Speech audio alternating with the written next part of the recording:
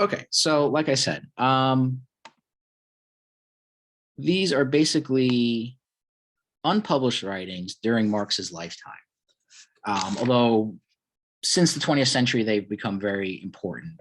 Some would say maybe even his most important writings. Basically, they were written in 1844 when Marx was living in Paris. Paris at that time is basically, the center of the growing socialist movements in Europe. As I already said, they basically consist of notebooks that were never actually published during Marx's lifetime. That kind of gives a sense of the somewhat, fragmentary nature of some of the texts. At some points, you might have noticed that the text kind of breaks off very abruptly, or there'll be, sort of inconsistencies basically in the text, and that's essentially because these were books that Marx never actually published, that they essentially consist of, like I said, notes that he had written. So why are these things so important? I'll get to that, but just a little bit of how we came to have these texts. They were published for the first time in 1932 in the Soviet Union by the Marx Engels Lenin Institute, as it says here. So if you think about it, it's pretty, it's almost like 100 years later from when these things are written to when they basically first surface, in a public space of sorts. English translations of the text did not appear until the late 1950s, basically until 1956, so even longer. And they became very influential during the course of the 1960s and after, specifically with the various, kind of counterculture movements that, existed during that period of time. They mark pretty much the first appearance of three important areas of thought that very much influenced Marx. German philosophy. Marx himself was a German, particularly the philosophy of Hegel, who was a very influential German philosopher from the early 19th century. We'll talk a little bit more about that maybe next class. French socialist thinkers, which basically since the time of the French Revolution had been, sort of growing there, and English political economy. So those kind of fit into these neat little categories of different nations. He takes a little bit from the Germans, takes a little bit from the French, takes a little bit from the English or the British. Now, political economy basically, refers to the writings, for the most part, of Adam Smith, who wrote the book The Wealth of Nations, David Ricardo, who was another influential English thinker from this period of time, and all these influences basically played a very big role in sort of shaping Marxist thinking. Many Marxists, to this very day, still talk about the relationship of these writings, or of these manuscripts to Marx's later writings. Most notably, Das Kapital, which is not published until almost 25 years later. We don't really have to go into that too much now. I mean, maybe we'll, come back to that later on, but, suffice to say, some people think that, this represents, kind of like an early immature Marx.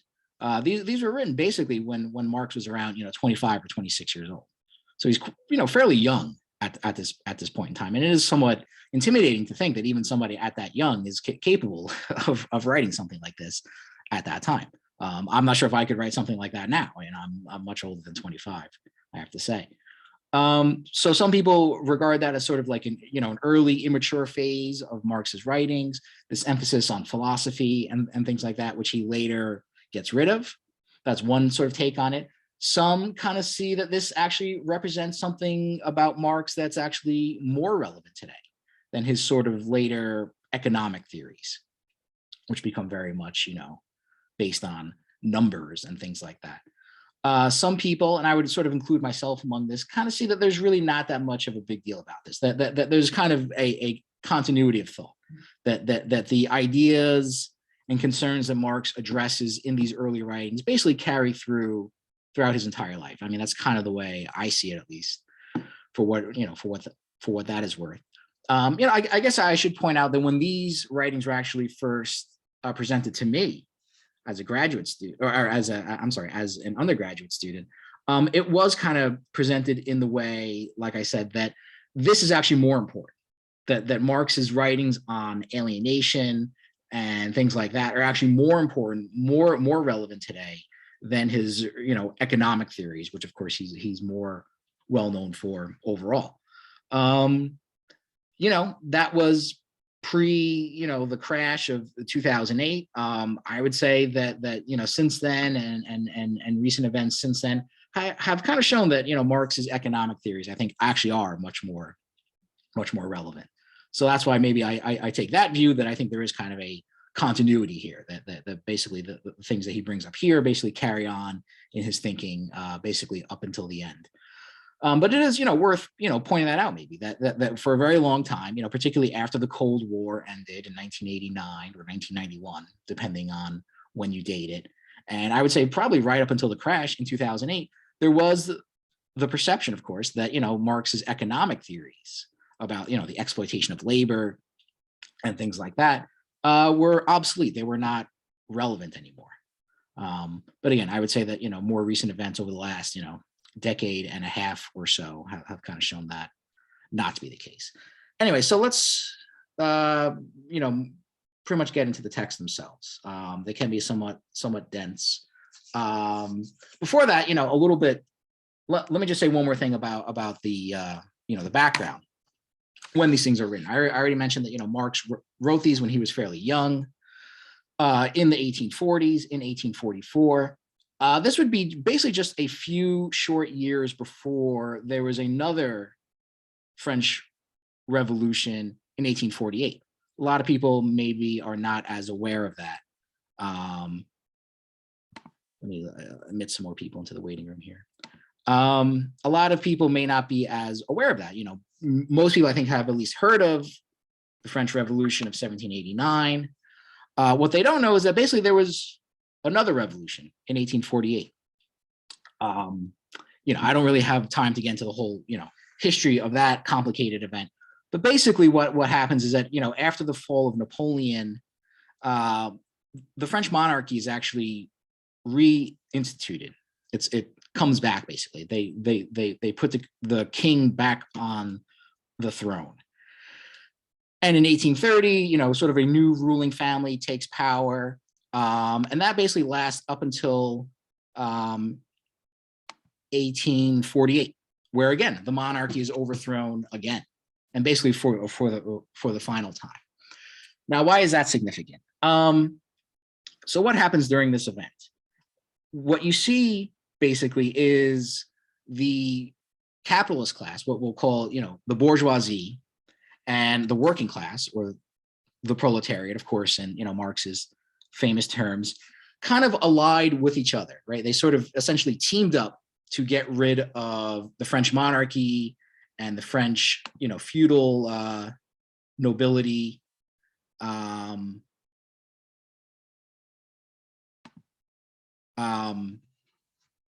who, came from a different, strata of society, and, had their own distinct interests. So what happens? So again, the bourgeoisie, the working class, overthrow the French monarchy.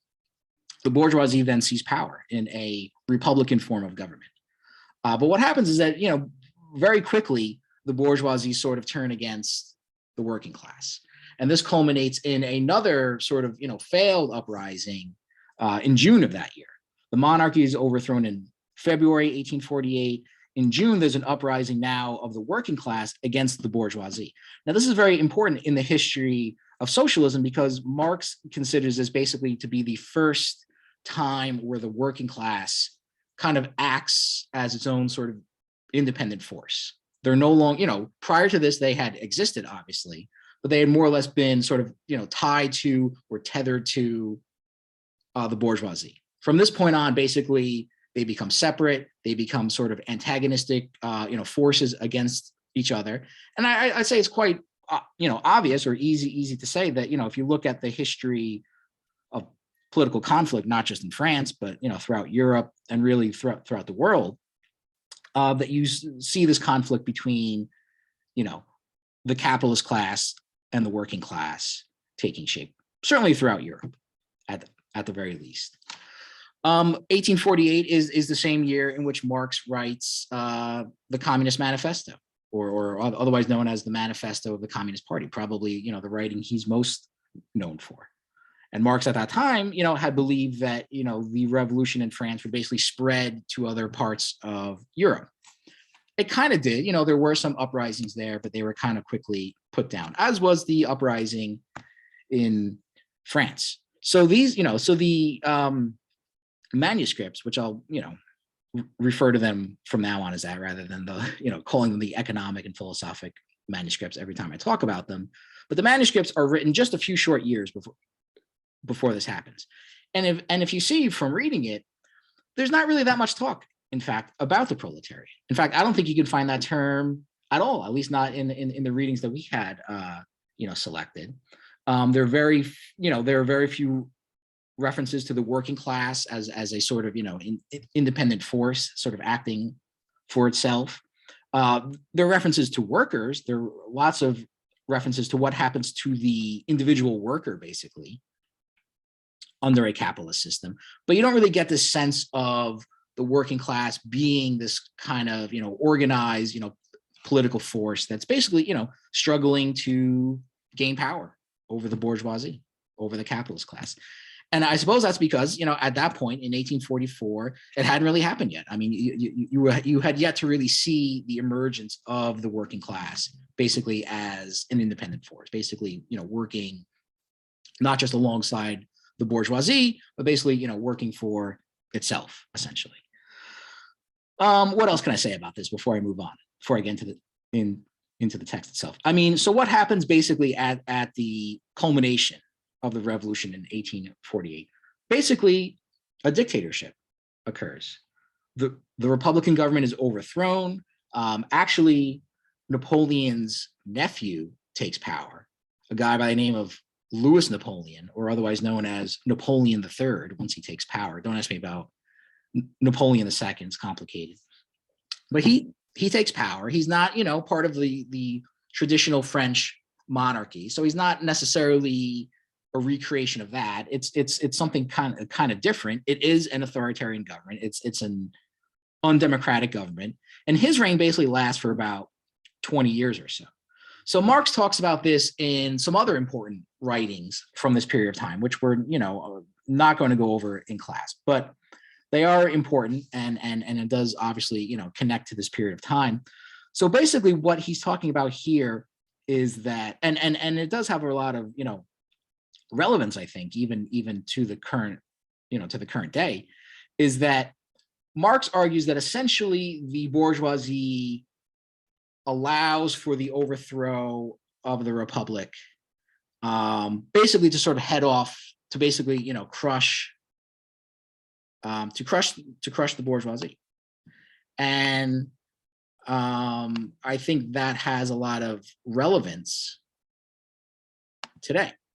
And what I mean by that is, well, first of all, let's look at this alliance between the bourgeoisie and the proletariat, right? The working class and the capitalist class, and see if it has any significance or relevance to the current day. So I would argue that if you look at the recent election of Joe Biden, you can kind of see a similar pattern playing out. It's not necessarily as violent, obviously, but this idea that the bourgeoisie is able to sort of, enlist the working class, is sort of able to gain the allegiance of the working class to further its own political objectives. In this case, the defeat of Donald Trump and the, election of Joe Biden as president, fulfills the objectives of the capitalist class. That's what the capitalist class wants. I think it's pretty clear that, most of the elite members of American society saw Donald Trump as an embarrassment, even though his policies may not have been, directly antagonistic to their own interest. I think they saw that he basically put a bad face on the American empire, and would have been much better off with somebody that's able to, sort of play the part a little bit better. And just as the working class helped the bourgeoisie overthrow the French monarchy in 1848, the working class people in this country helped elect Joe Biden. All right, I mean, 80 million people or more voted for Biden as president. They could not, they're not that many, wealthy people in this country. You would not have been able to get such a large, turnout of voters without gaining, obviously, the support of large members of working class people in this country. Not rich people, basically. Many people, waited in line for several hours, in fact, to cast a vote. But what happens? Just like in France in 1848, as soon as the bourgeoisie accomplishes its political goals and objectives, it basically turns its back on the proletariat. And what actually happened, leading up to the June uprising, was that the government, the now bourgeois government of France, was closing these national workshops that had been established to basically give poor people jobs, people who are unemployed work, basically. So essentially, it was a kind of form of economic relief. It wasn't welfare, but it was a kind of way of providing a kind of state subsidized job to people that needed a job, which I think is you could interpret that as a type of economic relief. I would say in a very similar way. And again, I'm saying from the outset, obviously, the events in 1848 were much more violent than obviously what happened in 2020. But in much the same way, I think once the working class fell in line and voted for Biden as president, the Biden administration, which basically represents the capitalist class in this country, basically turns its back on working class people and doesn't fulfill its promises. Just like the bourgeois government in 1848 ends economic relief, which was provided to people back then. The government here ends economic relief provided to people during the pandemic, the eviction moratorium, expanded unemployment, child tax credits. All those things have basically been taken away. The Biden administration said it was going to raise the minimum wage. It did not. They said they were going to cancel some student loan debt, not all, which is already problematic, from the get-go. But even with that, didn't even follow through on the much more modest proposal, basically to cancel at least some student loan debt. Biden's so-called, Build Back Better agenda, which many people were comparing to the New Deal of the 1930s, has also basically collapsed as well. So, I think there are parallels here. You can see, a pattern then of the bourgeoisie, again, getting working class people to support their interests, to support their goals. And then once those goals have been achieved and then they're in power, they essentially turn their back on working class people. And I think you can see that playing out, in these two examples here. And I think that's, really why, studying history is important, by the way. I mean, if things that we learn from history didn't have some relevance or connection or parallels to things that are going on in the present day, then I don't think that studying history would be that important at all. But I think you can actually learn a lot by looking at things that have happened in the past and comparing them to things that are going on in the present day, and sort of seeing the kind of parallels that develop between them. Another thing would be what I said before, which is that once the working class continued to sort of gain in strength after 1848 and really start to challenge directly by force, even the rule of the bourgeoisie, they very quickly resort to a dictatorship. The reign of Napoleon III is often referred to as a kind of proto-fascist government. In other words, like a prototypical fascist government. In other words, fascism essentially before you had the word fascism. And that is, a disturbing thing to think of, obviously. I mean, even if it's, even if you argue that it's not fascist, it was clearly an authoritarian, undemocratic form of government. So this theory, if it's true, would suggest that, as class conflict intensifies more here in this country, as it has really over the last several years, that you will see the bourgeoisie, the capitalist class, whatever you want to call them, resorting to more and more sort of direct forms of authoritarian control. And again, I already think, you can see evidence of that, right? You can see it in the militarization of police forces. You can see it in the massive illegal surveillance of large swaths of the population.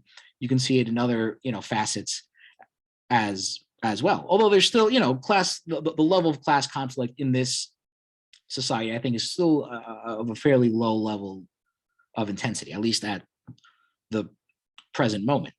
But what this theory would suggest then, again, if it is true, is that, as conflict intensifies more, assuming that conflict does intensify more, that you will see, the American government, increasingly become more overtly authoritarian, which of course is a very, disturbing thought to think of. But, again, there is some precedence maybe for thinking that way. So again, I would at least argue that those are two maybe examples where you can see where these things might sort of relate to the present day. All right, so let's get into the text itself. So, I'll mostly, in this class, focus on the essay on estranged labor, which is basically, estrangement. To be estranged from something is basically another way of saying alienated. So this idea of alienation becomes a very important concept that Marx develops here. And again, like I said, this idea was largely unknown to most people during the course of the 19th century, and even during a good chunk of the 20th century. And the reason for it is that, at face value, it may seem like Marx is talking about a lot of the same things: capital, land, labor, stuff like that.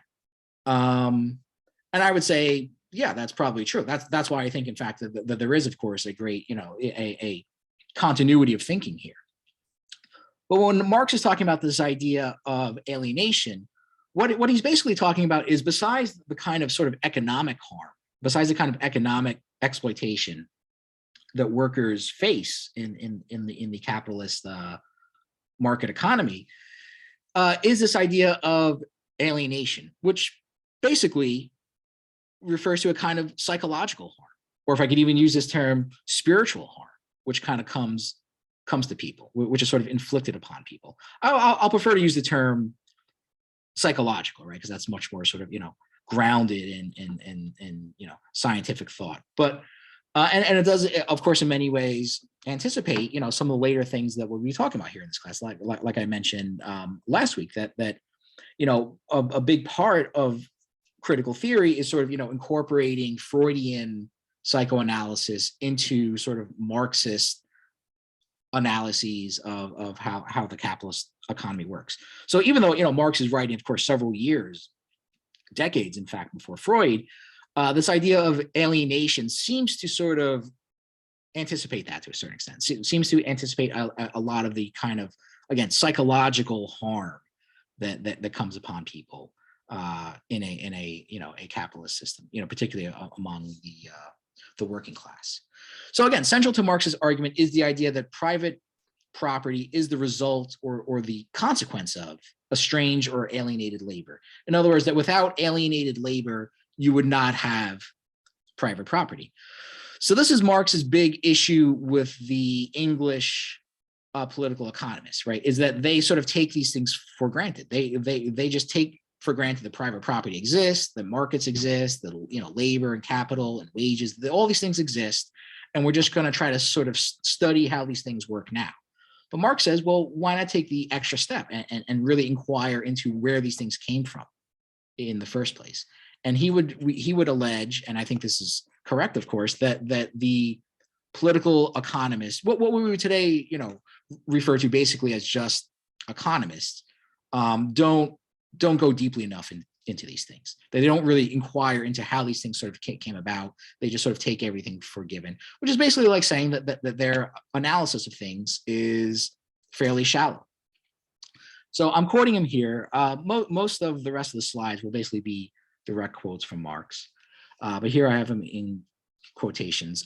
We have proceeded from the premises of political economy. We have accepted its language and its laws.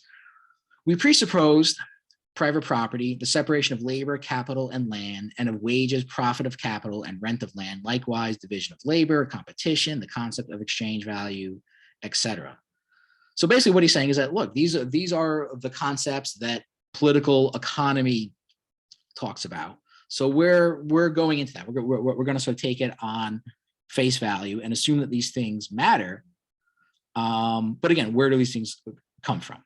So again, as he says, going on the basis of political economy itself, in its own words, we have shown that the worker sinks to the level of a commodity and becomes indeed the most wretched of commodities. That the wretchedness of the worker is in inverse proportion to the power and magnitude of his production. That the necessary result of competition is the accumulation of capital in a few hands, and thus the restoration of monopoly in a more terrible form. And that finally, the distinction between capitalist and land rentier, like that between the tiller of the soil and the factory worker, disappears, and that the whole of society must fall apart into the two classes: private property owners and propertyless workers.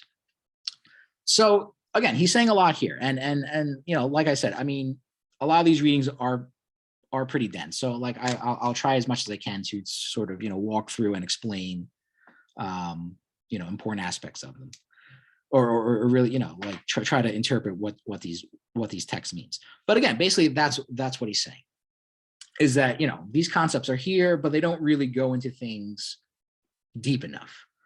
When he talks about, you know, the worker sinks to the level of a commodity and becomes wretched, as he says, you know, that sort of anticipates some of Marx's later writings on these things, which is the idea that, you know, in a capitalist system, the worker basically becomes dehumanized. That when you become a commodity, that you basically become an object, is essentially bought and sold on the market. And I think that's true. You're right. I mean, that there is something to be said for that. It's interesting to think, because that's, you know, essentially that's what people do. I mean, people more or less do this voluntarily, right? Most people are here in college essentially because they're trying to raise their value as a commodity, as a worker that will command a higher value for, you know, based upon their level of skill and expertise, etc. So people, you know, we call it here going into the job market.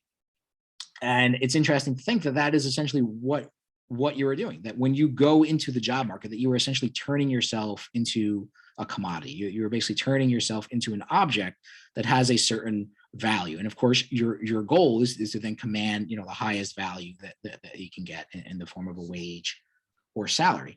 But there is, of course, you know, essentially an element, or a very strong element, of dehumanization that goes along with this, that you're essentially suppressing the distinct, unique qualities that make you a person in order to, you know, appeal to an employer as a commodity, basically.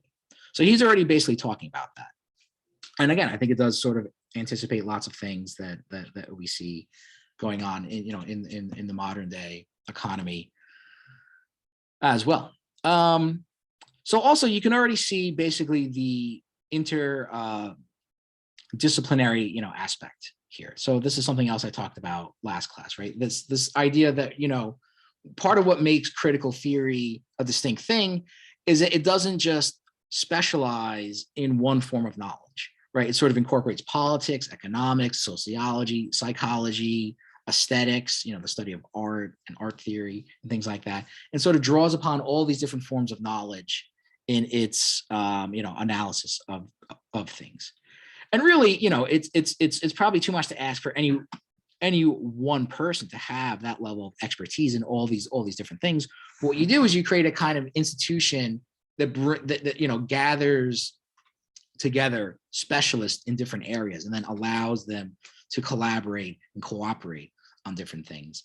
And the idea basically is that, you know, when you have this sort of more holistic type of knowledge, that you can better understand what's going on in society, rather than just focusing exclusively in one specific area, which almost always, is going to lead to a kind of, abstractness and a kind of shallowness or superficiality, basically, to what you're trying to look at here.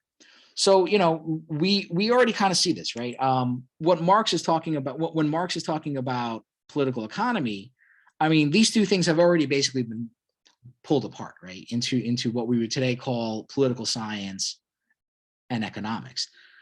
Now, there's something to be said for the fact of political economy maybe being superior to, either of these two branches of knowledge, which have been sort of, pulled apart from each other. Certainly, everything that Marx says about political economy could also be applied to modern day economics, which is even more abstract, which is even in a sense more shallow, because it's even more based on, mathematics and numbers, basically. And, that stuff may have its uses here and there, but as you get into that more and more, you start to get, further apart from what's actually going on in reality. Same with political science, right? Which for many years, insisted that, capitalism and democracy go together, like peanut butter and jelly or something like that. And, that's not true. I mean, the existence of, states like China kind of prove that you can have capitalism and not have a democratic government. So, that was something that political scientists, argued for like, 40 or 50 years, which is, of course, turned out to be completely untrue. But especially, again, with economics, I think that's even more, abstract, more sort of unrealistic.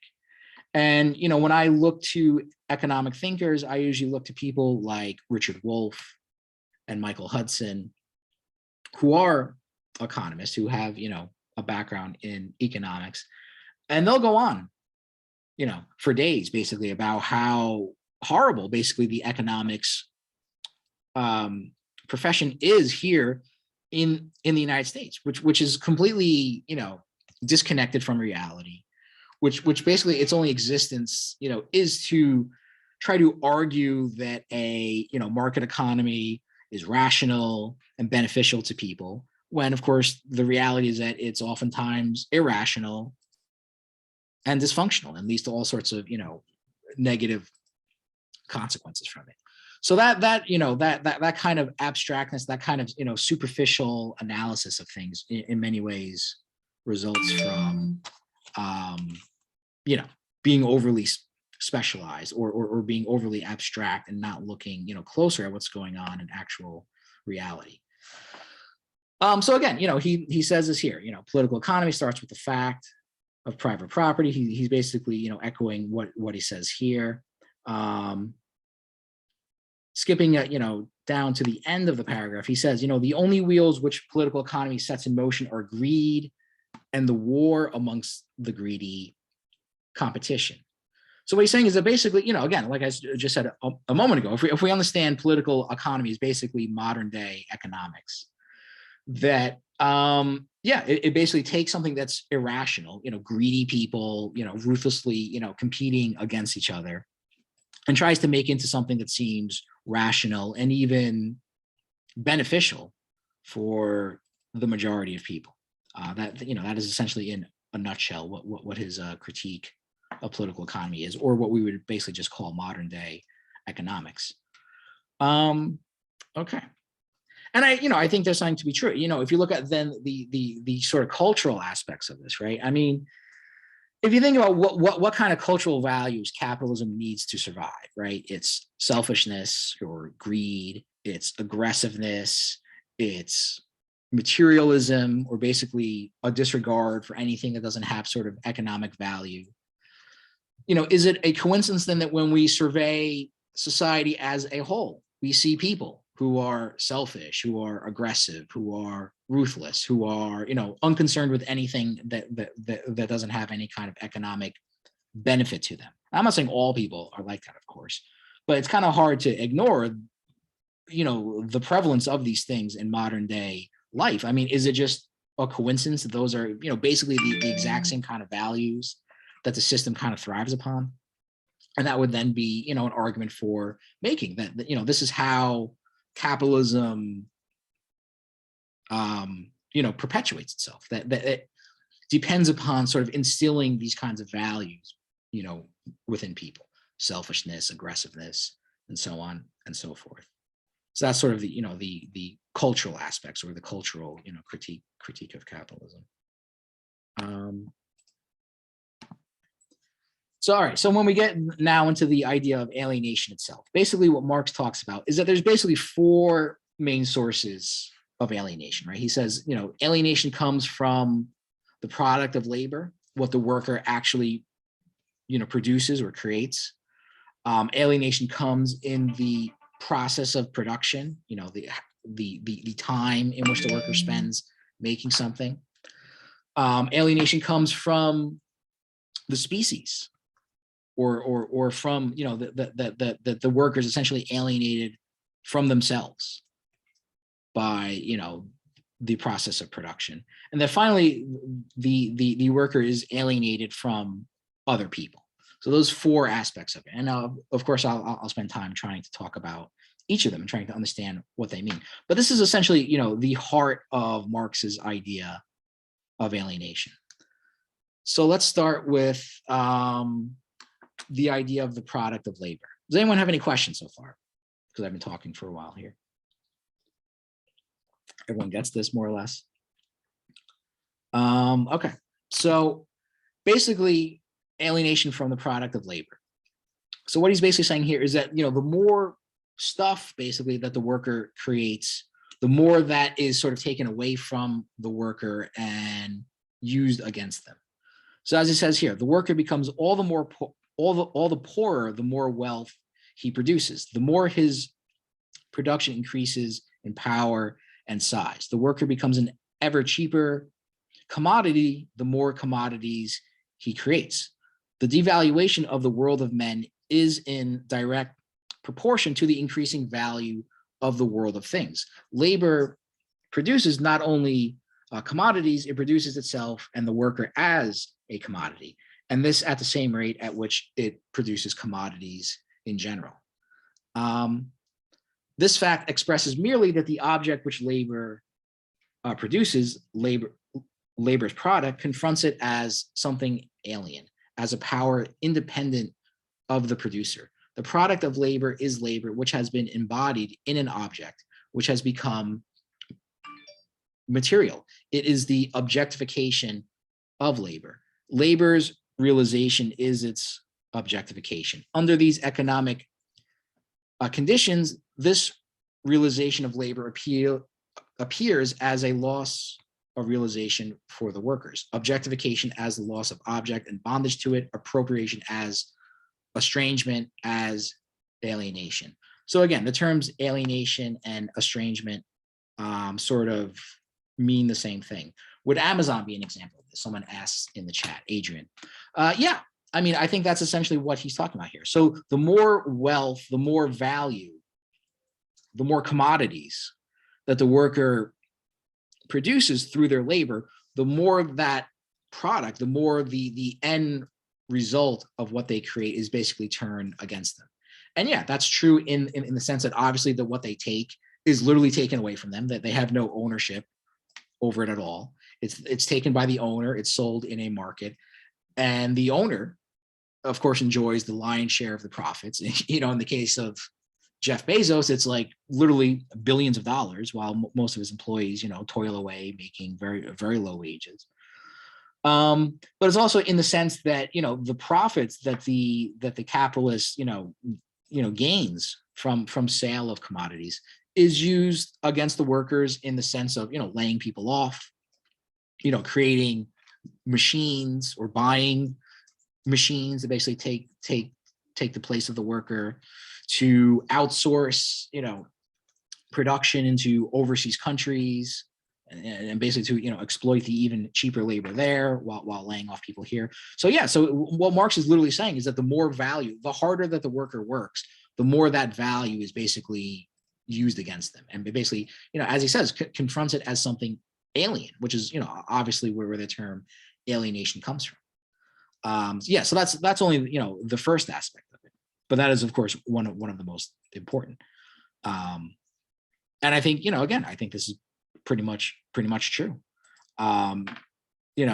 Jeff Bezos, to use an example, is worth, billions of dollars, whatever it is, like, $100 billion or something like that. It's an insane amount of money.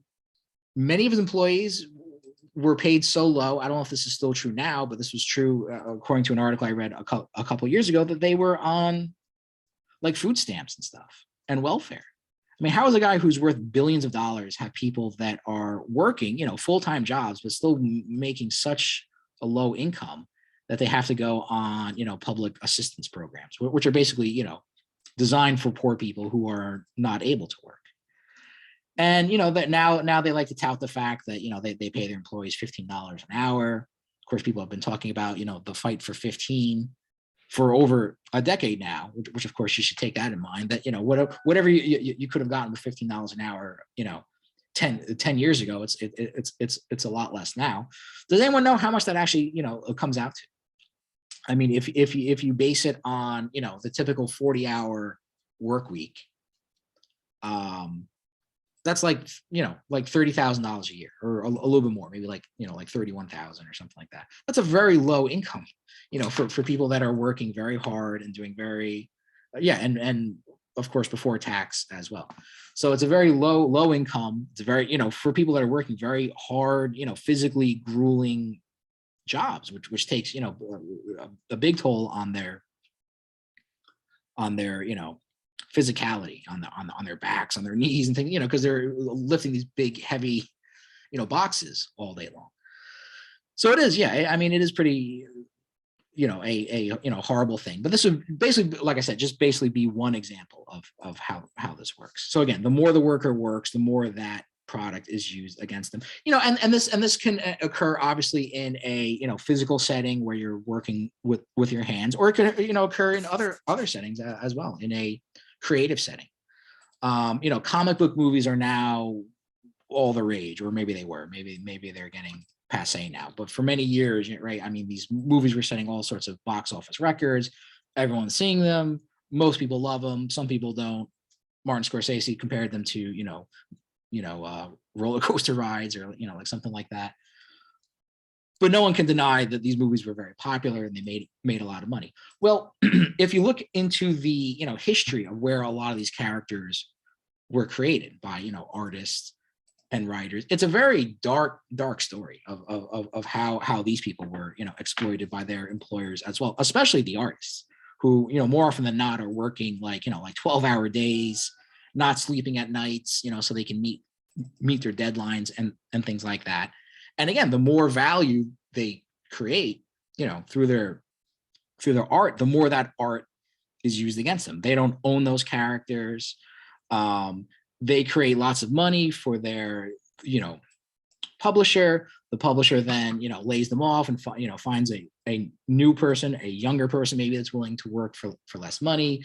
The characters which they invest, so much of their time into, are then, like I said, taken away from them, put on, t-shirts and underwear and lunch boxes and things like that. And they don't get,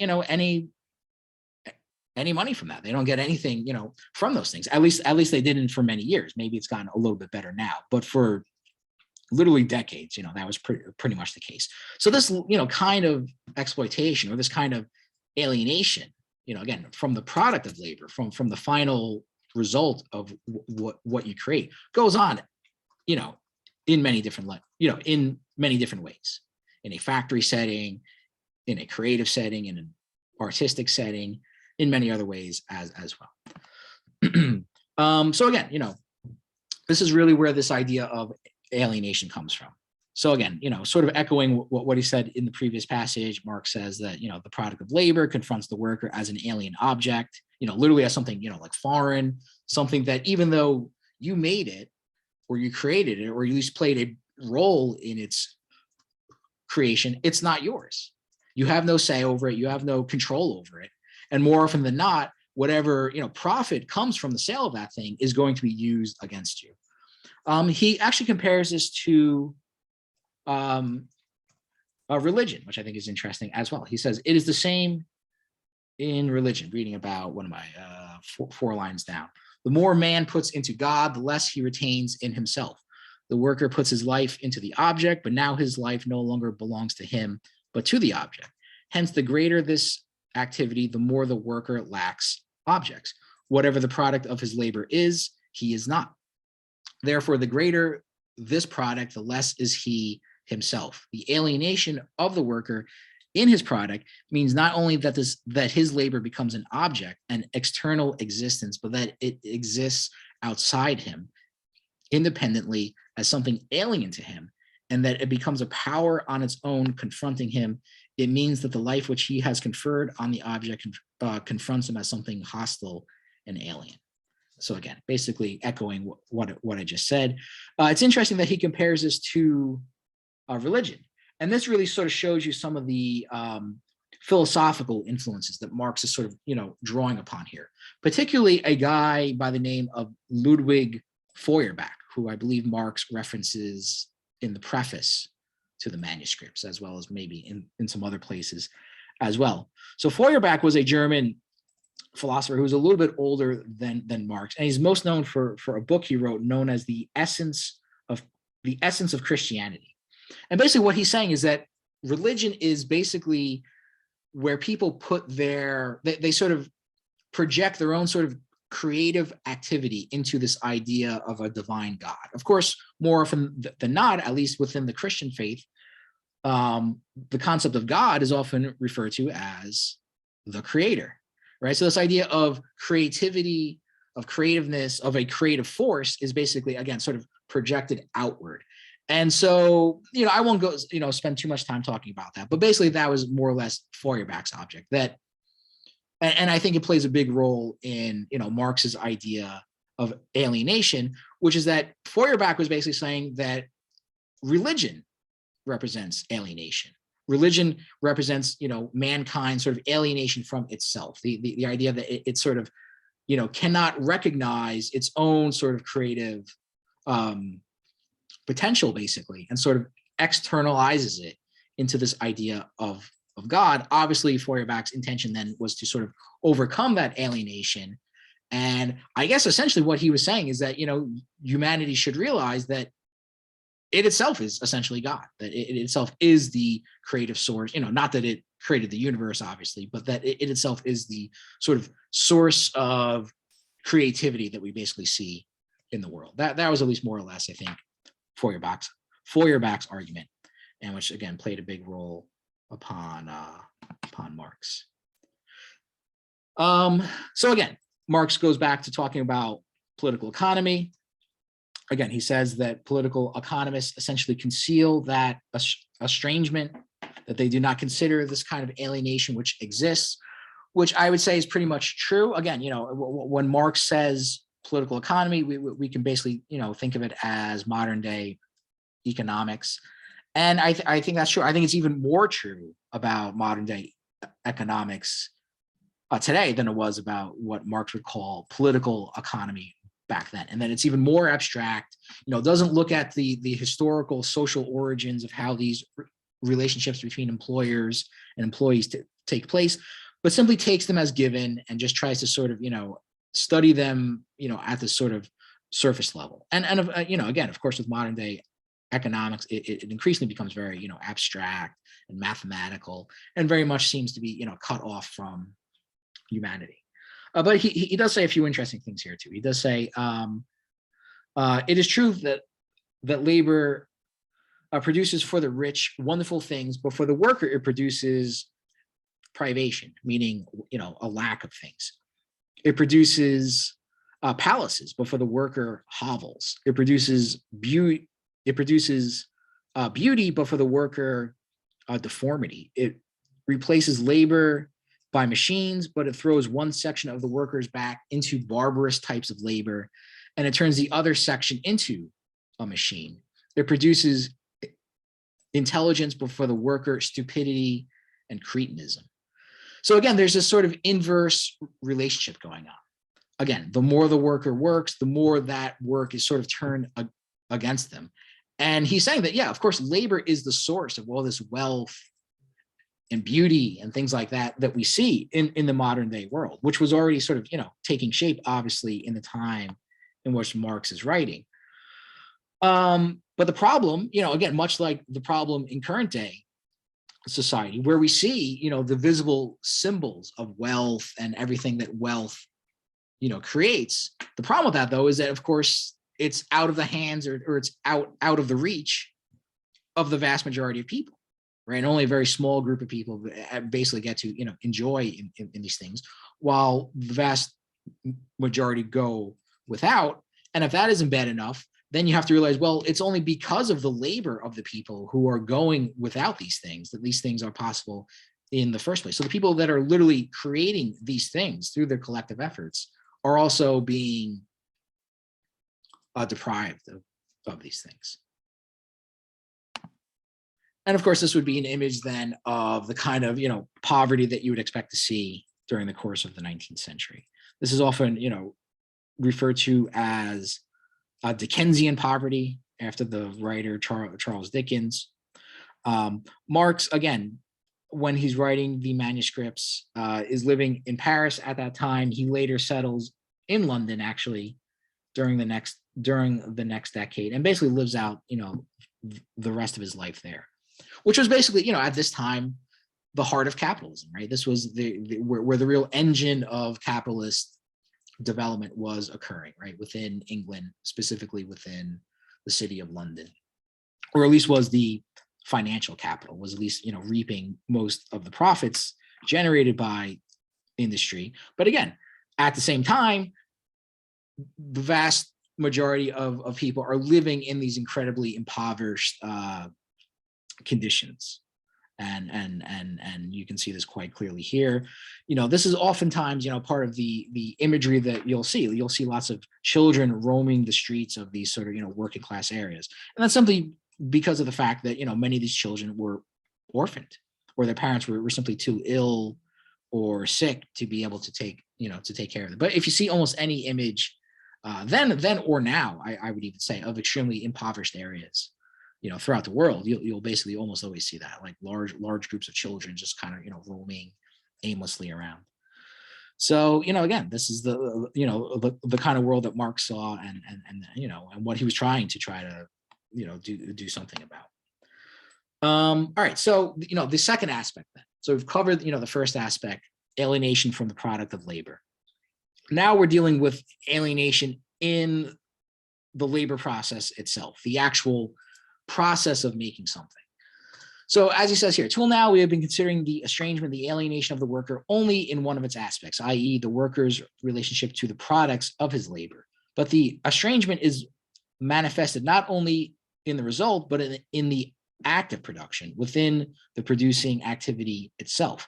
How could the worker come to face the product of his activity as a stranger, were it not that in the very act of production, he was estranging himself from himself?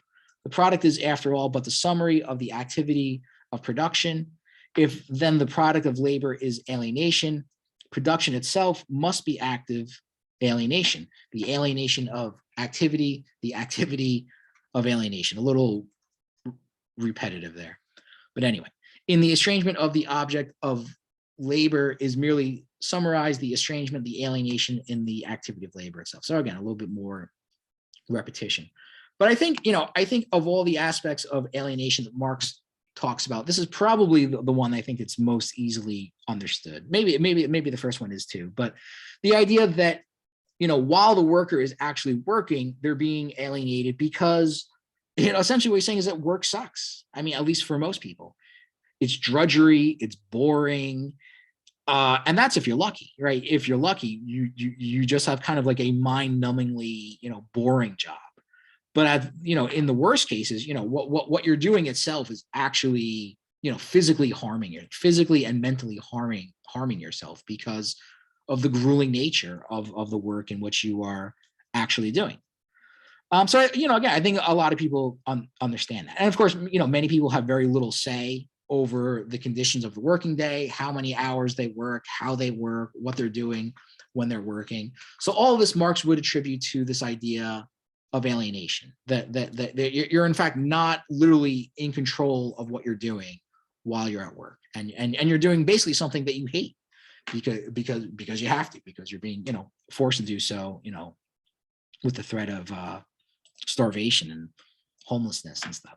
So again, I think most people understand that. I mean, most people don't like their jobs, probably. I know the comedian Chris Rock used to talk about that. He used to actually talk about, the difference between a job and a career. I think there's something, interesting in that, and that's basically what he's saying. A job sucks. A job, you're basically, at the mercy of somebody else. But when you have a career, in the sense of what he's talking about it, then you're doing something that you actually like. And that's kind of, and then, work itself doesn't seem like such a horrible thing, because what you're doing is actually, personally fulfilling to yourself. And that's kind of what he means by that. That's what, Rock means by that when he's talking about it. I mean, it's probably better if you just, listen to his comedy bit about it. But, again, I think it's something that a lot of people can relate to. And I think a lot of people sort of see that as a goal in life, is that they want to do something that they actually enjoy, because then, the work process itself doesn't seem so horrible. But when you don't have that, when you're not lucky enough to have that, or fortunate enough to have that, then it becomes just absolute misery, basically. And you're just, wasting your life away, basically, doing something that you don't want to do, which I, like I already said, like, in the best case is just merely boring and meaningless. And in the worst cases is actually doing, like, great physical and mental harm to you. So, Marx, in other words, would be a great advocate of what we would today call workplace democracy. And so obviously he's talking about this here. Again, when I think of like modern day people who talk about these ideas, I've got another person, Richard Wolff also comes to mind again here. He's somebody that talks about this idea a lot. And, his analysis of it, I think, is, pretty simple and clear. What does it mean to say that you live in a free society when you spend like most of your life basically in a kind of dictatorship, when of course the dictatorship that he's talking about is the workplace? Are you really free? I mean, we like to think that we live in a free society where we have a democratic government of sorts, and popular rule and all that other stuff. Of course, it's even hard to even entertain that idea anymore. But even if that's true, you only really encounter that in a very indirect way, right? Whereas what do you do most days of your life? Maybe if you're in school now, you don't experience that a lot, but you will once you get out of school, and probably, a fair amount of you do now.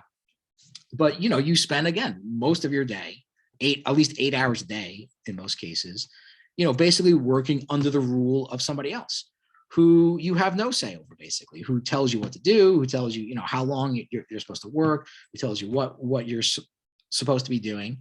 I think it's a very fair question to ask. What does it mean to really say that you are free when you have to spend so much of your time doing something like that, doing something that you essentially don't want to do? And again, Marx talks about this in the following passage as well, where he says, that the worker, doesn't feel, at home in and of himself, right? Or he says something like that. First, the fact that labor is external to the worker, i.e., it does not belong to his intrinsic nature, that in his work, therefore, he does not affirm himself, but denies himself, does not feel content, but unhappy, does not develop freely his physical and mental energy, but mortifies his body and ruins his mind. The worker, therefore, only feels himself outside his work, and in his work feels outside himself. So I'll stop here for a second. I mean, but, again, basically what he's saying is that people only feel like themselves basically when they're not at work. And if you look at the kinds of, various forms of escapism that people develop nowadays,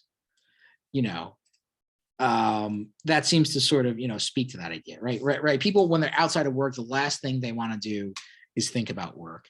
And really what they essentially live for is the few hours that they get to spend basically outside of the workforce. But most people sort of take it for granted or just like accept the fact that while you're at work, it's just this, horrible, torture basically that you don't want to do and that you hate doing, but you have to do it basically.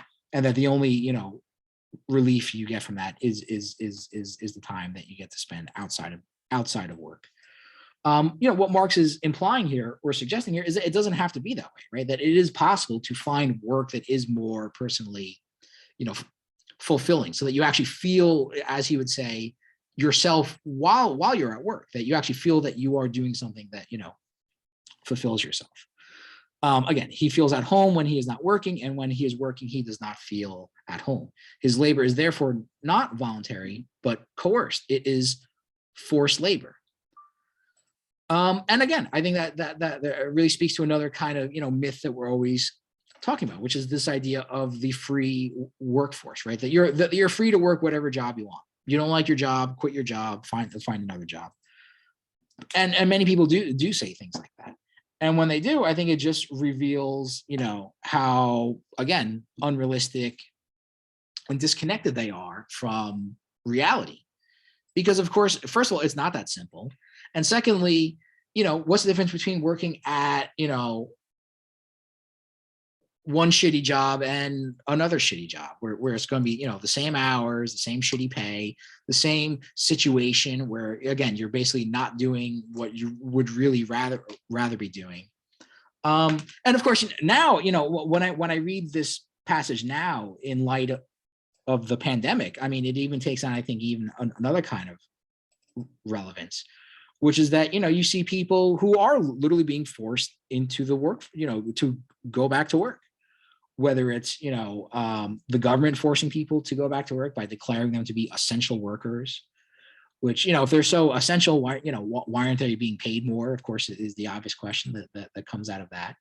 Or, other people who are, have had their unemployment benefits cut off, who are, want to work from home, but are, literally being forced to go back into a workplace where they have a fairly high chance of catching a highly transmissible, virus. So, I think all these things speak to the fact, the reality of what people actually have to go through in the workforce now, which is, of course, is that you are significantly coerced. This idea that you're just free to, take whatever job you want is not true. Or if it is true, it's true only for a very small amount of people, right? Only for a very sort of narrow slice of society at the very top. For the vast majority of people, though, of course, that's not really the case. So again, as he says, it is therefore not the satisfaction of a need. It is merely a means to satisfy needs external to it, meaning, having food and shelter and things like that. You do so basically because it's a means to an end, as he would say. Its alien character emerges clearly in the fact that as soon as no physical or other compulsion exists, labor is shunned like the plague. Again, interesting choice of words. External labor in which man alienates himself, is a labor of self-sacrifice, of mortification, basically, harming yourself. Lastly, the external character of labor for the worker appears in the fact that it is not his own, but someone else's, that it does not belong to him, that in it he belongs not to himself, but to another. Just as in religion, the spontaneous activity of the human imagination, of the human brain and the human heart operates on the individual independently of him, that is, operates as an alien, divine, or diabolical activity, so is the worker's activity not his spontaneous activity. It belongs to another. It is the loss of his self. So again, fairly clear there, I think. So moving on here. So now Marx turns to basically the third aspect of alienation.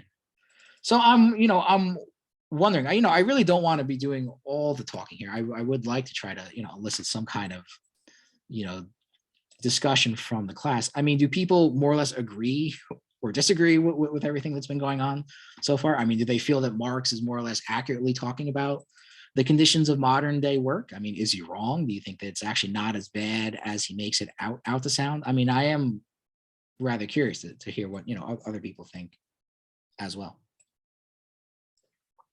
You can write it in the chat or whatever. All right, so maybe something will come up, but anyway, let me go on. So Marx talks about then alienation from the species, or what he refers to as species being.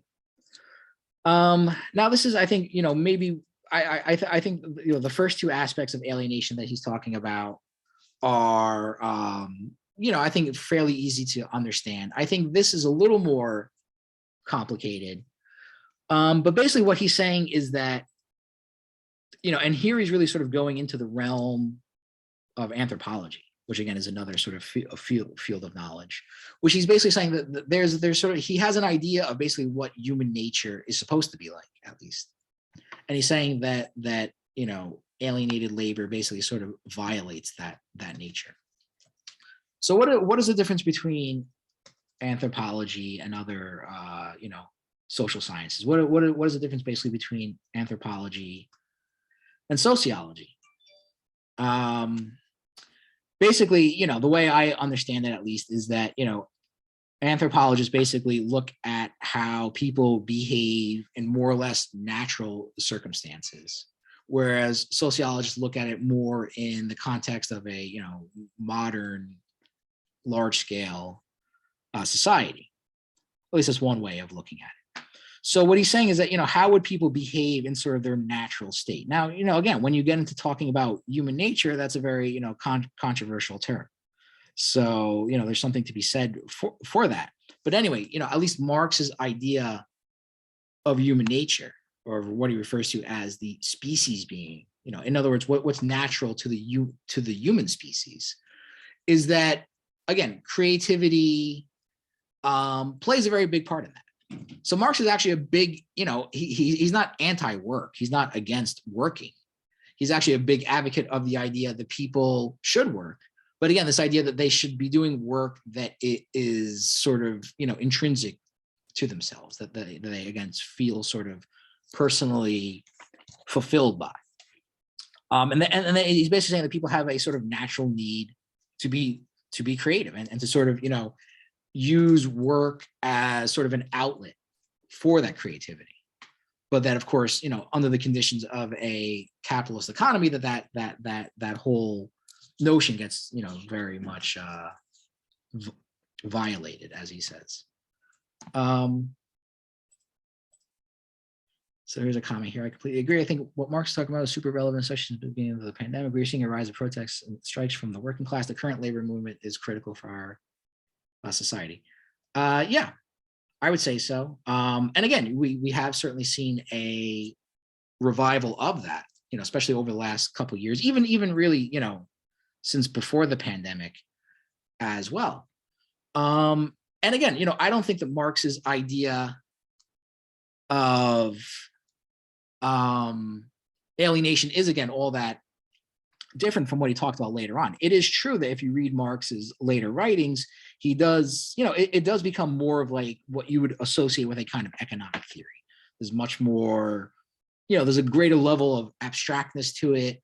There's more numbers, but not as bad as, frankly, modern day economics. But you do certainly see more of a movement to that. But I think this idea of alienation, which again, what I'm interpreting here as a kind of psychological harm that's done to people, in addition to the economic harm. And of course, these things are very much related to each other, right? I mean, the psychological harm essentially comes from the economic harm that is done to people. I think sort of gives you an extra, element, or it gives you another like sort of way of looking at these things, beyond just the economic stuff, beyond just, what a person's income level is, and just, things like that. Here he's really talking about something that really kind of, again, violates people at their most basic level. Now, again, is Marx's idea of human nature correct? I mean, do people have a natural need to be creative? I don't see there's anything necessarily wrong with that. I'm just trying to keep up now because I see there are quite a few messages in the chat now. But I don't know. I mean, what do other people think? Do people have a natural need to be creative? I think there's probably something to that. Do all people feel that way? I mean, I don't know. It's hard to say, I guess. I would say that I think that a lot of the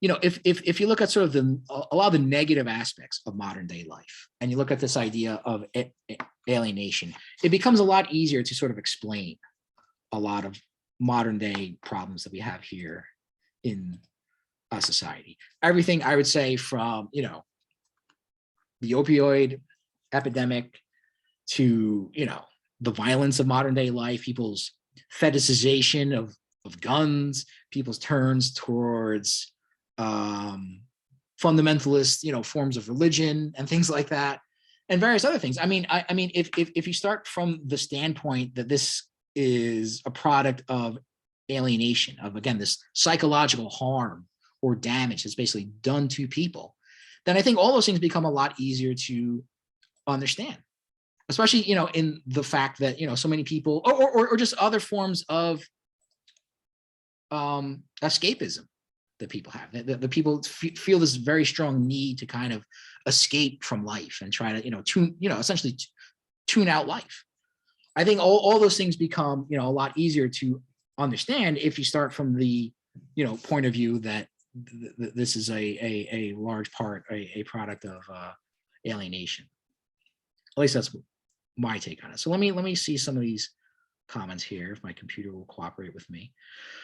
There's no true choice when it comes to choosing a job in a capitalist system. It is violent in nature. You are coerced into working via the implications of poverty and debt. Those who can afford to have more opportunities are usually capital owners or have some sort of slush fund inheritance. Yeah, I would say that's definitely true. Again, and those people at the very top, yeah, they may have some say in what kind of job they have or what they want to do, or may be able to work out a different kind of so-called work-life balance that's more to their benefit.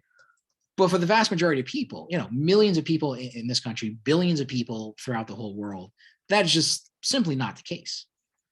And yeah, that element of violence and coercion is definitely much a part of it. It is especially interesting how individuals of the working class are skeptical of criticizing capitalism because it is the only form of economy that has worked efficiently, even if it has been at the expense of the working class and their ability to reach a better quality of life. Yeah, I find that very frustrating too. When it's one thing to encounter people who are at the very top of the social pyramid and they're doing fine. It's like at the very least you can understand why they think that way. Maybe it's short-sighted and selfish, but that being said, you could at least feel you could understand why a person would think that way. But when you see people who are actually screwed over by this system on almost a daily basis, still defend the system, it's almost like sad to watch, actually. And I think, yeah, as you kind of suggest here, Jocelyn, that it is, yeah, I think it mainly is because of lack of imagination, maybe, that people just are not able to imagine literally an alternative basically to what they have seen or what they have had to deal with throughout their entire life. So really, I mean, that's one of the most important things, I guess, is to try to convince people that there is an alternative, that it doesn't necessarily have to be that way. But that is pretty hard. That is pretty hard to do. Even when it comes to attending universities, many times the worker gives so much to the institution only to fall further into debt. They work harder at minimum wage jobs with no hope to pay off loans. The push to attend college for everyone, regardless of skill level, contributes to the working class getting poorer.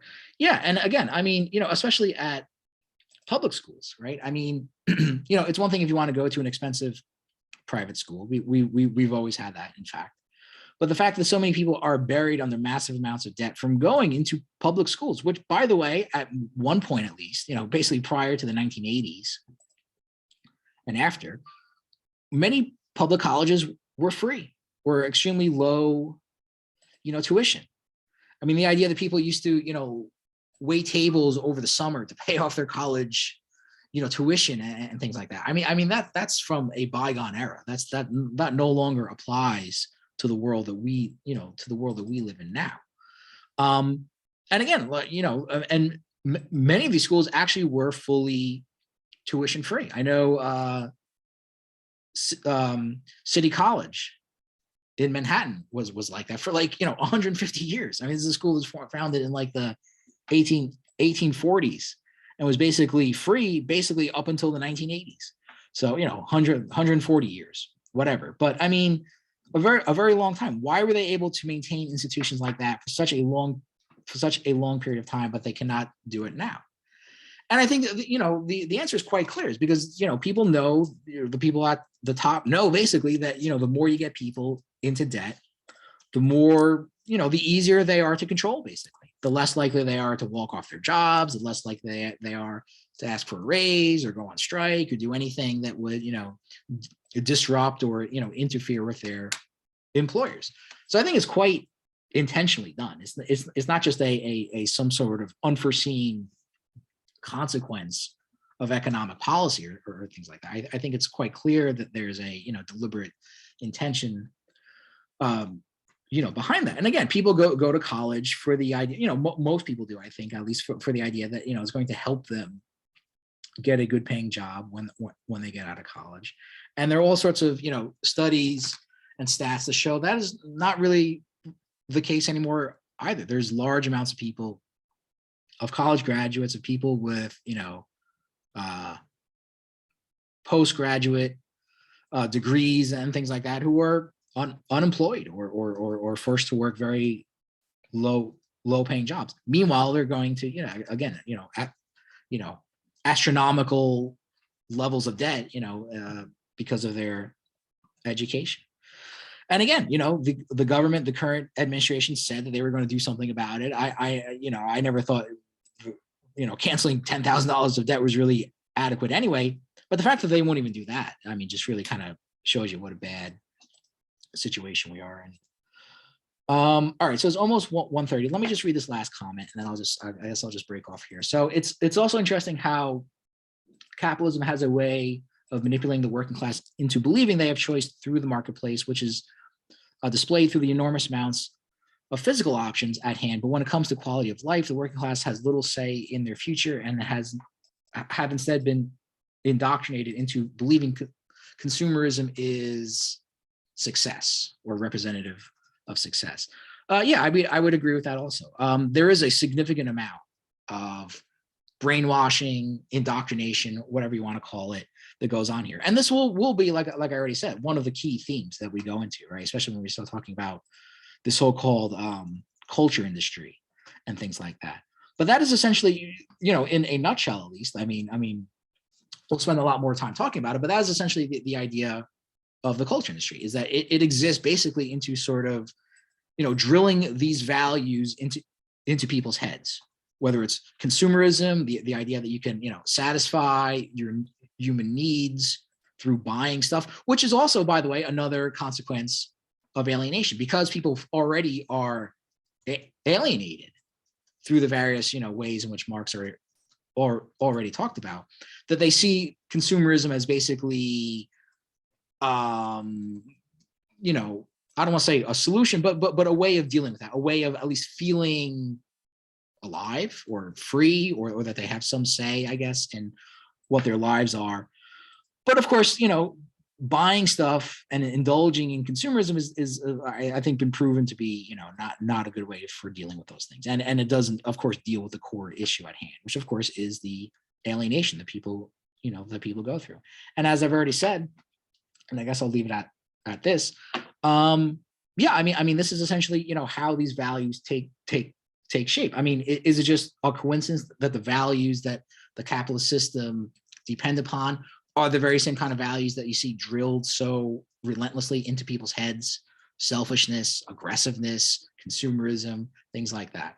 I don't think it's a coincidence. I think it's, quite clear there's a very, deliberate attempt at sort of, instilling these kinds of values within people. Okay, so that's good. I'm glad people chimed in a little bit more towards the end. I guess we'll leave things here. We'll basically pick it up in Thursday's class. So if there's nothing else, I guess we can let you go. If you have any questions, everyone else can go. If you have any questions, you can, stick around and ask me anything. Otherwise, we'll just end things here. All right. So take care, everyone. Bye-bye. Thank you. Have a good day. You too.